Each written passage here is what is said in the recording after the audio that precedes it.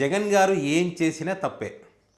జగన్ గారు ఎవరితో మాట్లాడినా, ఎవరికైనా ఏదైనా కష్టం వచ్చిందని చెప్పి వాళ్ళకు ధైర్యం చెప్పేటువంటి కార్యక్రమాలు ఏదైనా చేసినా, ఎవరైనా ఎక్కడైనా ఇప్పుడు అధికార పార్టీ ఏదైనా దాడులు చేస్తే అక్కడికి వెళ్ళి ఆ కుటుంబానికి ధైర్యం కల్పించడానికి వెళ్ళినా దానిపైన రాద్ధాంతం చేయడం, రాద్ధాంతం చేస్తూ జగన్ గారు ఏదైనా మంచి చేస్తే దాన్ని కనపడకుండా జగన్ ఇంకా చెడే చేస్తూ ఉన్నాడు, చెడే కోరుకుంటున్నాడు అని చెప్పి ప్రజలను నమ్మించేటువంటి ప్రయత్నం చేయడం. జగన్ గారు ఒక పార్టీకి అధినేతగా ఉన్నారు. ఆ పార్టీలో అది ఏ కులమైనా సరే, ఏ మతమైనా సరే, అది కమ్మ కావచ్చు, కాపు కావచ్చు, రెడ్డి కావచ్చు, ఎస్సీ కావచ్చు, ఎస్టీ కావచ్చు, మైనారిటీ కావచ్చు, ఇంక ఎవరైనా కావచ్చు, ఆ పార్టీని నమ్ముకొని ఉన్నటువంటి వాళ్ళకి ఏదైనా కష్టం వచ్చినప్పుడు ఆ పార్టీ అధినేతగా వాళ్ళ బాగోగులు చూసుకోవడం జగన్ గారి యొక్క బాధ్యత, చూసుకోవాలి కూడా.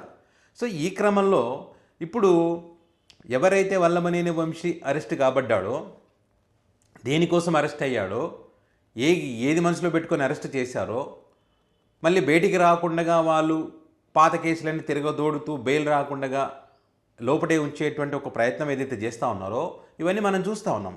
సో ఈ క్రమంలో తన కోసం నిలబడ్డటువంటి వ్యక్తికి మరి ఆ వ్యక్తిని జగన్ గారు కలిస్తే తప్పేంటి? కలవకూడదు. ఎందుకంటే కలవడాన్ని వీళ్ళు ఏ రకంగా చేస్తూ ఉన్నారంటే, వీళ్ళు ఇప్పుడు ఇది జగన్మోహన్ రెడ్డి శవ రాజకీయాలు చేస్తూ ఉన్నాడు, జైలు రాజకీయాలు చేస్తూ ఉన్నాడు, కుల రాజకీయాలు చేస్తూ ఉన్నాడని చెప్పి మాట్లాడుతూ ఉన్నారు. ఇప్పుడు వల్లభనేని వంశీకి సంబంధించి ఈ కులాన్ని ఆకట్టుకోవడం కోసం అని చెప్పి ఆ కులం యొక్క బాధ్యత జగనే తీసుకున్నట్టుగా ఈ కూటమి పార్టీలు మరి కమ్మ సామాజిక వర్గాన్ని అణగదొక్కే ప్రయత్నం చేస్తున్నామని చెప్పి జగన్మోహన్ రెడ్డి ఏదో ఒక ప్రయత్నం చేస్తూ ఉన్నాడు. ఈ కమ్మ సామాజిక వర్గాన్ని కానీ, కాపు సామాజిక వర్గాన్ని కానీ నమ్మించేటువంటి ప్రయత్నం చేస్తూ దాని మీద రాజకీయాలు చేయాలని చెప్పి ఈరోజు జగన్మోహన్ రెడ్డి వల్లభనేని వంశీని కలవడానికి వెళ్తున్నారనేటువంటిది వీళ్ళ ఏడుపు. పైగా ఈ కమ్మ సామాజిక వర్గంలో కొంతమంది కూటమిని వ్యతిరేకిస్తున్నటువంటి పరిస్థితులు కూడా ఇప్పుడు ఉన్నాయి కాబట్టే చాలామంది కమ్మ సమ్మేళనంలో మీటింగులు పెట్టి, మొన్న ఏబి వెంకటేశ్వరరావు గారు మాట్లాడినారు కదా, విష వృక్షాలు నాటేటువంటి ప్రయత్నం చేస్తారు కదా వాళ్ళ మనసుల్లో. కూటమి వాళ్ళకి న్యాయం చేయట్లేదని చెప్పి చాలామంది కమ్మ సామాజిక వర్గాల్లో ఉన్నటువంటి వాళ్ళు మరి మాకు మేలు చేస్తానటువంటి పవన్ కళ్యాణ్ గారు కానీ, చంద్రబాబు నాయుడు గారు కానీ వాళ్ళని నమ్ముకున్నటువంటి సామాజిక వర్గాలు కూడా అన్యాయం జరుగుతూ ఉన్నటువంటి పరిస్థితి ఉంది. అందులో ఉన్నటువంటి పేదలకు అన్యాయం జరుగుతూ ఉన్నటువంటి పరిస్థితి ఉంది. ఒకరిద్దరికే, డబ్బున్న వాళ్ళకే, అబద్ధాలు చెప్పేటువంటి వాళ్ళకే ప్రాముఖ్యత లభిస్తున్నటువంటి క్రమంలో వీళ్ళందరూ కూడా వాళ్ళకు దూరం అవుతున్నటువంటి పరిస్థితి. సో అలాంటి వాళ్ళు ఎక్కడ చిన్న అవకాశం దొరికినా జగన్ వైపు మళ్తారేమో, జగన్ వైపు తిరుగుతారేమో అనే ఉద్దేశంతో సో దాని గురించి చర్చ జరగకుండా ఉండేందుకు, ఎందుకంటే జగన్ వెళ్ళి కలిశారనుకోండి దానికి ఒక ప్రాముఖ్యత లభిస్తుంది అక్కడ, కాబట్టి అది జరగకూడదు.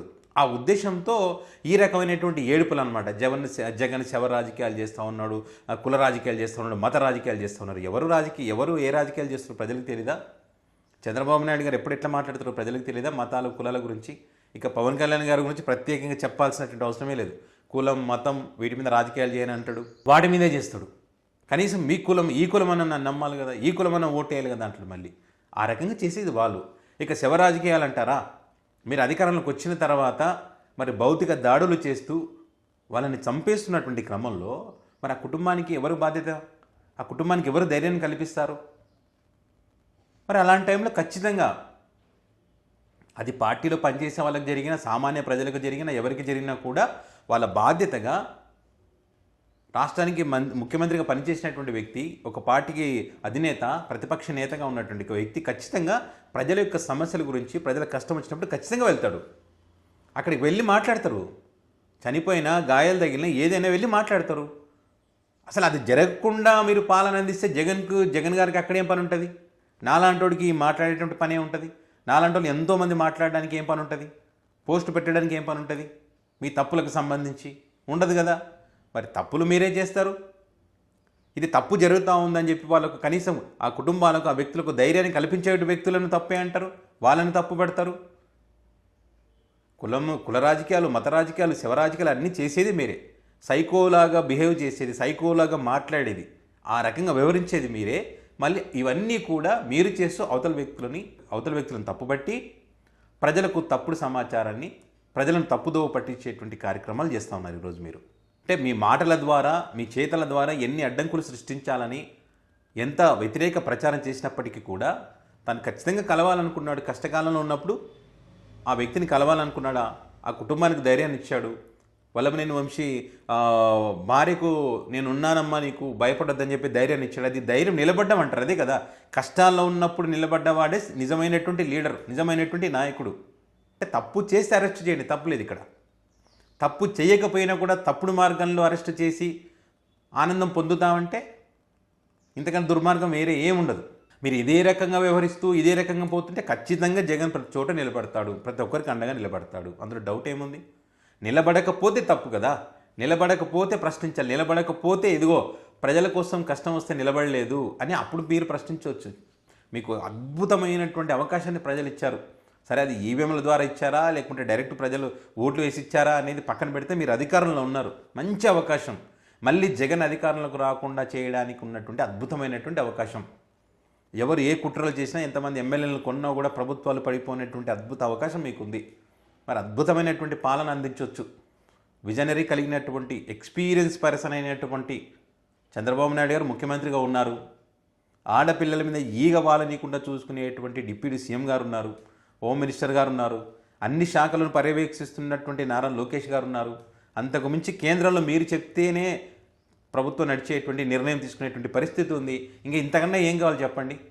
మీరు సూపర్ 6 అమలు చేయొచ్చు, పోలవరాన్ని పూర్తి చేయొచ్చు, ఇక రాష్ట్రానికి కావాల్సినటువంటి అనేక అభివృద్ధి పనులు కూడా మీరు తీసుకురావచ్చు, డెవలప్ చేయొచ్చు. ఇంత గొప్ప అవకాశం ఉంది మీకు చేయడానికి. మళ్ళీ జగన్ మీదే ఏడుపు, జగన్ జగన్ జగన్ అంటే జగన్ అనేటువంటి వాడికి మీరు భయపడుతున్నారనడానికి ఇక్కడ చాలా క్లియర్గా అర్థమవుతుంది.